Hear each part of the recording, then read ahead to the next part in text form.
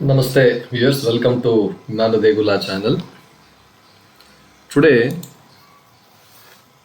in this episode, we'll go through the uh, 25th verse, 25th sutra of Patanjali from the Kaivalya Pada.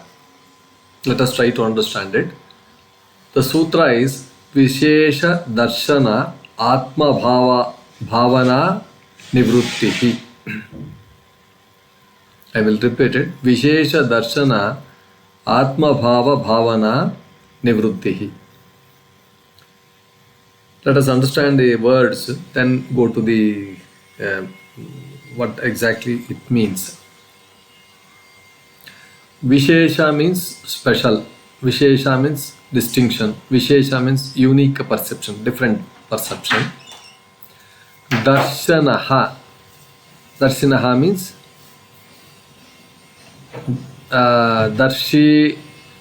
one of the one who sees, the one who perceives. Viśeṣadarśinaḥ. Now, ātma-bhāva, the sense of self, that is rooted in identity or ego. Bhavana means the process of imagining or associating oneself with something. Nivṛttiḥ, cessation, completely stops. Now, to simply understand this, for the one who sees the distinction clearly, that is between the true self and the mind and the true self, the identification with the false self, that is ātma-bhāva, he calls it as ātma-bhāva, ceases. So this sutra emphasizes a key yogic realization. Now most of us identify with our thoughts. Most of us, we identify our emotions.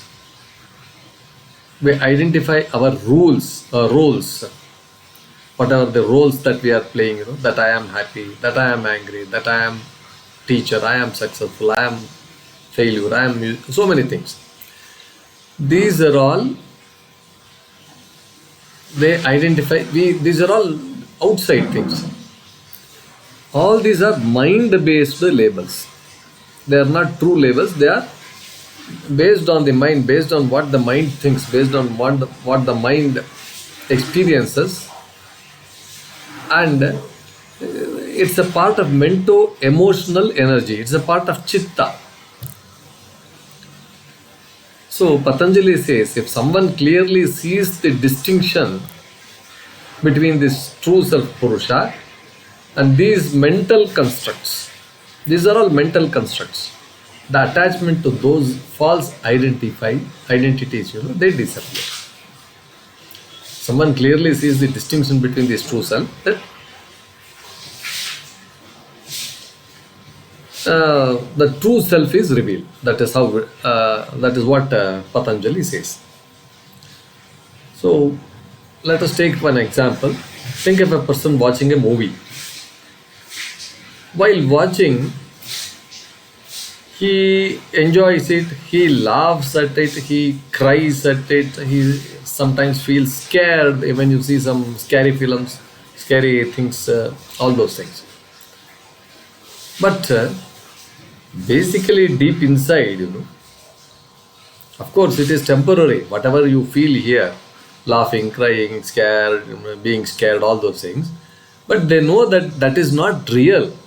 It is just on the screen. It is just a movie on the screen. Similarly, a wise yogi who sees the distinction between the spirit and the mind, he stops reacting and clinging to thoughts. He stops reacting and clinging to memories and clinging to emotional roles.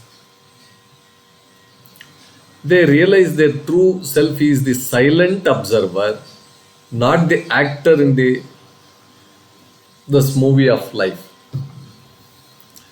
So if you see from the psychological angle, this is similar to de-identifying from ego or dissolving the false self.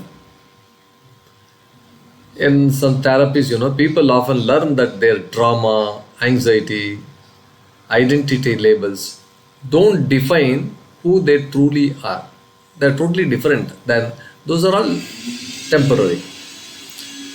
Patanjali goes a little deeper. He says, he teaches that the true I is pure consciousness, untouched by thoughts or emotions. From the modern angle, neuroscience analogy, the brain produces thoughts and emotions. But neuroscience, it cannot find the self. It cannot find in any single part of the brain, it cannot find that self. The sense of I is constructed. It's a product of neurological processing. It is not an actual substance. It's a byproduct, something like that. Yoga agrees this I is not real. It is a constructed association, bhavana, that dissolves when seen clearly. Yogic thinkers like Vyasa said, when a yogi perceives the Purusha as distinct from Chitta mind, the tendency to identify with the mind ceases. Swami Vivekananda says, you are not the body, you are not the mind, you are the witness. Patanjali through Kaivalya Pada repeatedly emphasizes that this clearly alone leads to freedom. He keeps on every sutra, he says this. So the key takeaways from this sutra is the journey of yoga is about seeing clearly. Once you see that your real self is the observer, you stop clinging to the roles, emotions and identities, then real freedom begins. Viewers, with this explanation on this sutra, we conclude this episode. Please like, share and then subscribe to our channel. Thank you viewers for your valuable time in listening to this. Thank you.